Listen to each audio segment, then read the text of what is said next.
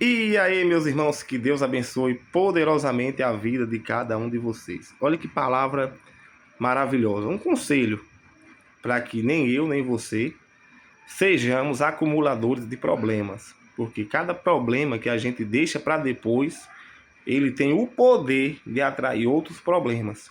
E esses outros problemas têm o poder de atrair mais problemas. E isso se torna algo que é difícil de vencer. Salmo 42:7 diz assim: As águas das profundezas da terra chamam outras águas profundas com o barulho das suas cascatas. Em outras traduções diz que um abismo chama outro abismo ao barulho das suas catadupas. O que é que isso significa? Um abismo é uma situação de dificuldade, uma situação de desconforto, uma situação de angústia, uma situação sem solução, aparentemente. E cada vez que nós nos deparamos com esses problemas, se a gente não se empenha para resolver, e certamente sozinho nós não conseguimos, nós precisamos da ajuda de Deus, cada vez que nós nos deparamos e não resolvemos, esses problemas tendem a se acumular e chamar outros problemas que vão se acumulando, a tal ponto de tirar, como aconteceu com Paulo, a desesperar da própria vida, ou seja, pensar até dar cabo da própria vida.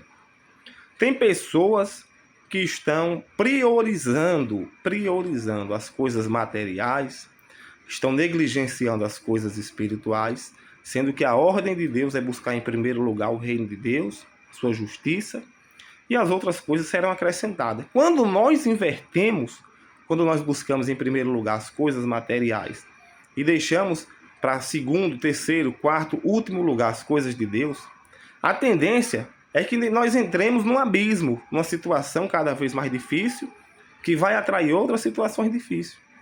É o caso que a pessoa entra numa crise no relacionamento, que afeta a saúde, que afeta o emocional, que afeta as finanças, que afeta o trabalho. E eu conversando com a pessoa que passou por isso. E essa pessoa não morreu pela graça de Deus, ia dar cabo da própria vida. Eu sempre falava, vá para a igreja, mas a pessoa era crítica da igreja, era crítica do sacerdote, só via defeitos. Era uma pessoa adepta às filosofias, à ciência, à psicologia, mas nunca tinha o sucesso que almejava lutando com essas armas. Até que, quando chegou o ápice do problema, o desespero, a angústia, a pessoa pensou em dar cabo da própria vida e, pela misericórdia de Deus, Deus não permitiu e hoje está buscando a presença de Deus. Hoje se rendeu, mas ainda precisa se render muito mais. E eu digo para você, não seja um acumulador de problemas. Não resista à vontade de Deus. Não seja como um animal que tem que ser no cabresto. Vá por amor, busque a Deus. Defeito nós vamos ver em qualquer lugar, em qualquer pessoa. Nós também temos defeito. Deus permite que o sacerdote tenha defeito para que a sua confiança não esteja no sacerdote, esteja em Deus. Mas o diabo, ele é estratégico.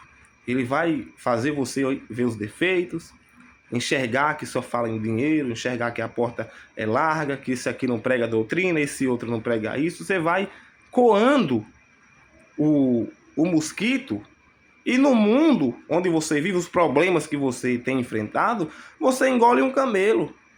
São pessoas que estão no bar, estão no trabalho, toma bronca, é humilhado, mas estão lá fervorosamente se humilhando para não perder o emprego, para não perder as amizades. Mas basta isso aqui de uma pessoa da igreja falar que desagrade, a pessoa já quer abandonar Deus, já quer fazer tudo para se afastar daquele ambiente. Só que o diabo, ele não brinca de ser diabo. O diabo, ele sabe que na medida que você vai acumulando problemas, você se torna presa fácil para ele agir na sua vida. Então, o salmista, quando ele diz isso, que um abismo chama outro abismo, ele está dizendo que nós temos que nos empenhar com todas as nossas forças para não acumular problema nenhum. Porque vai acumulando a tal ponto que você pode se desesperar, que você pode não ter força. Milton, estou fraco na fé, estou sentindo angústia, opressão, ansiedade, depressão, pensamentos intrusivos, pensamentos suicidas. O que é que eu faço? Vá para a igreja, procure a ajuda de Deus. Não olhe para os defeitos, não adianta resistir. Imagine que tem gente trocando a vida, pensando dar cabo da própria vida porque não está conseguindo um emprego, porque não está conseguindo a restauração do casamento, porque não está conseguindo, seja qual for o projeto, o objetivo, não está conseguindo alcançar, e quer trocar o mais valioso que é a vida, o presente que Deus nos deu, dar cabo da própria vida por causa de uma desgraça que às vezes tem prazo de validade. A gente tem que ter amor próprio, tem que ter amor a Deus e amor próprio. Tem gente que só está pensando no amor ao próximo, tem que ter amor próprio. E usar esse amor próprio como referência para amar o próximo. Não é colocar o próximo acima de Deus, não. Tem gente que está pensando em dar cabo da própria vida porque o relacionamento está fracassado, porque não tem o que comer. E eu afirmo que a eternidade de quem pensa isso, de quem pensa não, de quem faz isso aqui, por mais que seja um sofrimento, vai ser fichinha, vai ser um doce perto da eternidade de sofrimento. Então, não seja um acumulador de problemas, seja um acumulador de bênção. Tire esse orgulho do seu coração. Diga assim, quando o diabo vier com pensamento, na igreja só vão querer meu dinheiro, só vão querer seu dinheiro. Imagine que tem gente que não tem nada e está lá na igreja e de repente Deus abençoa, abre as portas. Já aconteceu comigo.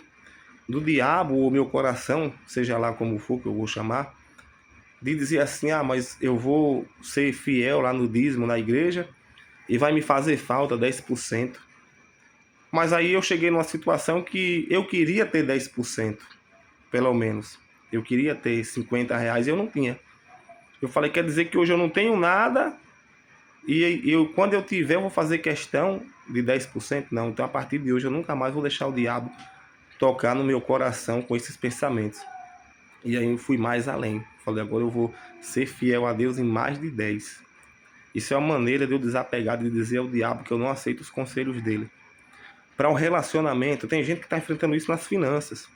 E tem gente que está enfrentando isso nos relacionamentos, nas amizades, no trabalho. O que é que eu faço? Peça ajuda de Deus. Abra o seu coração para Deus. Pare desse ódio, desse rancor, dessa amargura. Às vezes a gente tá que nem um jegue, um jumento, ou um burro, o animal, que é ruim de comando, aí tem que ser na base do cabresto, tem que ser na base da força bruta, e isso só gera dissabor, isso só gera sofrimento.